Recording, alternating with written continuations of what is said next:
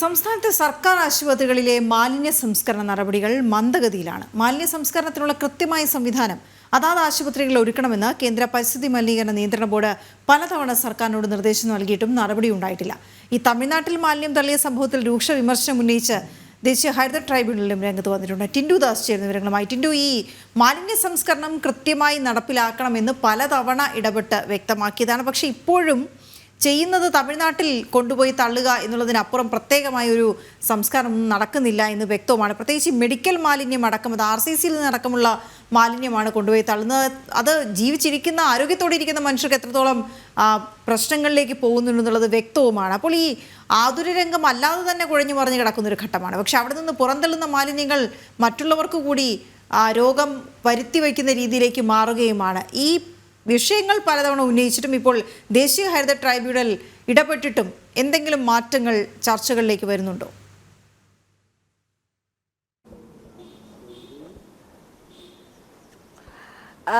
വീണ, ആശുപത്രിയിലെ മാലിന്യങ്ങൾ, മെഡിക്കൽ വേസ്റ്റുകൾ ഈ 48 മണിക്കൂറിനുള്ളിൽ സംസ്കരിക്കണമെന്നാണ് നിയമം വ്യക്തമാക്കുന്നത്. പക്ഷേ ഇതൊന്നും നടപ്പിലാക്കുന്നില്ല എന്നാണ് നമുക്ക് പറയാനുള്ളത്. 2003 മുതൽ സംസ്ഥാനത്തെ മെഡിക്കൽ അല്ലെങ്കിൽ സംസ്ഥാനത്തെ ആശുപത്രികളിലെ മാലിന്യങ്ങൾ കൊണ്ടുപോകാനും അത് നിർമ്മാർജ്ജനം ചെയ്യാനുമായിട്ട് IMAയുടെ നേതൃത്വത്തിൽ ഇമേജ് എന്ന ഒരു സൊസൈറ്റി രൂപീകരിച്ചിരുന്നു. ഈ സൊസൈറ്റി ആയിരുന്നു 2003 മുതൽ മാലിന്യം ശേഖരിക്കുന്നതും അത് വളരെ കൃത്യമായിട്ട് നിർമ്മാർജ്ജനം ചെയ്തത്. പക്ഷേ ഈ കഴിഞ്ഞ കുറച്ച് വർഷങ്ങളായിട്ട് ഇമേജ് എന്ന കമ്പനി അല്ലെങ്കിൽ ഇമേജ് എന്ന സൊസൈറ്റി മാലിന്യം ശേഖരിക്കുകയോ നിർമ്മാർജ്ജനം ചെയ്യുകയോ ചെയ്തില്ല. കാരണം മാലിന്യം ശേഖരിച്ച വകയിൽ സംസ്ഥാന സർക്കാരും ആരോഗ്യ വകുപ്പും കൊടുക്കാനുള്ളത് ലക്ഷക്കണക്കിന് രൂപയാണ്. ഇത്തരത്തിലൊരു സാമ്പത്തികമായിട്ടുള്ള കുടിശ്ശിക അല്ലെങ്കിൽ കുടിശ്ശിക വരുത്തിയതോടെയാണ് ഈ കമ്പനികൾ മാലിന്യം ശേഖരിക്കാറായത്.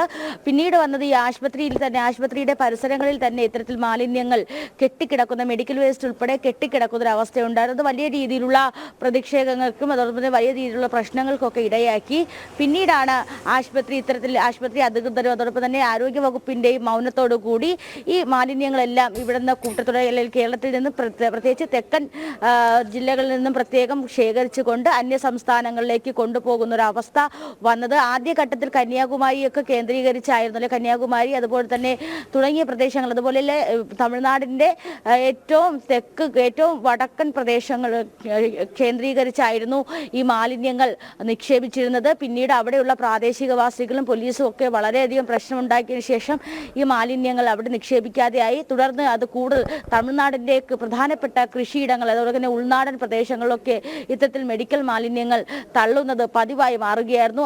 കേരളത്തിലെ മാധ്യമപ്രവർത്തകർ അല്ലെങ്കിൽ കേരള മാധ്യമങ്ങളുടെയും മറ്റുള്ള ആളുകളുടെയും കണ്ണുവെട്ടിച്ച് മെഡിക്കൽ മാലിന്യങ്ങൾ ഉൾപ്പെടെ നിർമ്മാർജ്ജനം ചെയ്യാതെ അന്യ സംസ്ഥാനങ്ങളിലേക്ക്, തമിഴ്നാട് ഉൾപ്പെടെയുള്ള സംസ്ഥാനങ്ങളിലേക്ക് കൊണ്ടുപോയി ഉൾനാടൻ മേഖലകളിൽ ഉപേക്ഷിക്കുക, നിർമ്മാർജ്ജനം ചെയ്യാതെ ഉപേക്ഷിക്കുക എന്നതായിരുന്നു ആരോഗ്യ വകുപ്പ് അല്ലെങ്കിൽ സംസ്ഥാനം ചെയ്തുകൊണ്ടിരിക്കുന്നത് വേണം മനസ്സിലാക്കേണ്ടത്. ഞാൻ നേരത്തെ സൂചിപ്പിച്ചതുപോലെ മെഡിക്കൽ വേസ്റ്റുകൾ അടുത്ത 48 മണിക്കൂറിനുള്ളിൽ നിർമ്മാർജ്ജനം ചെയ്തില്ല എങ്കിൽ അത് ചുറ്റുപാടുമുള്ളവർക്ക് വരെ വളരെ കാര്യമായിട്ട് അതിൽ നിന്നും രോഗങ്ങൾ പടരാനും അതോടൊപ്പം തന്നെ അത് വലിയ രീതിയിൽ പ്രതികൂലമായിട്ട് പ്രകൃതിയൊക്കെ അല്ലെങ്കിൽ പരിസരങ്ങളെയൊക്കെ ബാധിക്കാനും ഒക്കെ വളരെ കാരണമാണ്. അതുകൊണ്ടാണ് ഇത്തരത്തിലൊരു കാര്യം അല്ലെങ്കിൽ ഇത്തരത്തിൽ എത്രയും പെട്ടെന്ന് തന്നെ മാലിന്യങ്ങൾ നിർമ്മാർജ്ജനം ചെയ്യണമെന്ന ഒരു നിബന്ധന വെച്ചിട്ടുള്ള ഈ നിബന്ധനകളൊന്നും പാലിക്കാതെയാണ് സർക്കാർ സംവിധാനങ്ങൾ അല്ലെങ്കിൽ ആരോഗ്യ വകുപ്പിലെ സംവിധാനങ്ങൾ പ്രവർത്തിക്കുന്നത് എന്ന് പറയേണ്ടി വരും.